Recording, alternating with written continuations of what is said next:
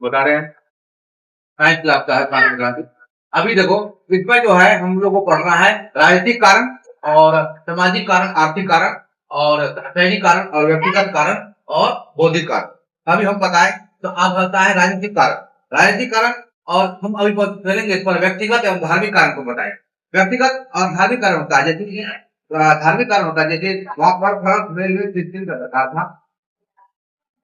Louis 16 का सरकार था। लुई 16 जो है उसमें लुई जो था उसमें जो है सभी धर्म को मानता नहीं था। उसमें सभी धर्म को मानता नहीं था। भाषण और लेखन और प्रकट करने के नहीं था, व्यक्ति नहीं था। कोई तरह का उसमें आप प्रचार प्रसार नहीं कर सकते हैं। कोई धर्म था, एक कैथोलिक धर्म था। ईसाई धर्म में दो धर्म था, एक कैथोलिक और था प्रोटेस्टेंट।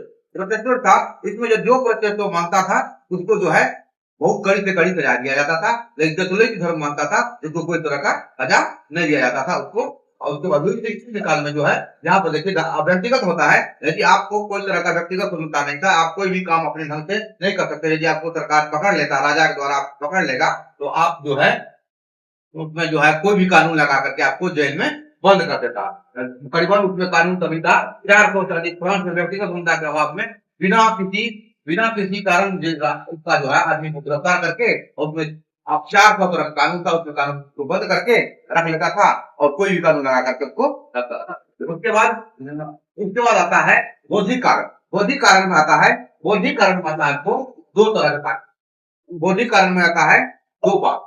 पहला बौद्धिक कारण कहते हैं जो कि उसमें कहते हैं बौद्धिक कारण में जहाँ फ्रांस की क्रांति का मध्यवर्गीय है, जिसको मध्यवर्गीय युग कहते हैं। क्या कहते हैं मध्यवर्गीय?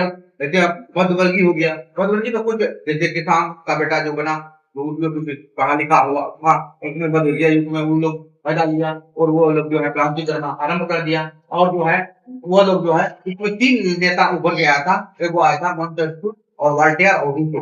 मोंटेस्क्यू ने अपना एक बुक लिखा था, किताब लिखा था, उसका नाम था, बुक का नाम था विधि के आत्मा और रूसो लिखा था सामाजिक संविदा। सामाजिक संविदा बुक था, उसमें उन लोग जो है बताया था।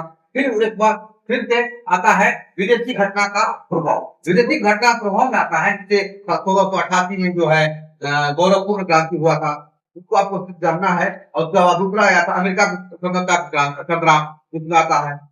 अंतिम आता है 14 जुलाई 1789 में जो फ्रांस का जो है अपना देश में उसका गृह मतलब क्रांति हुआ था।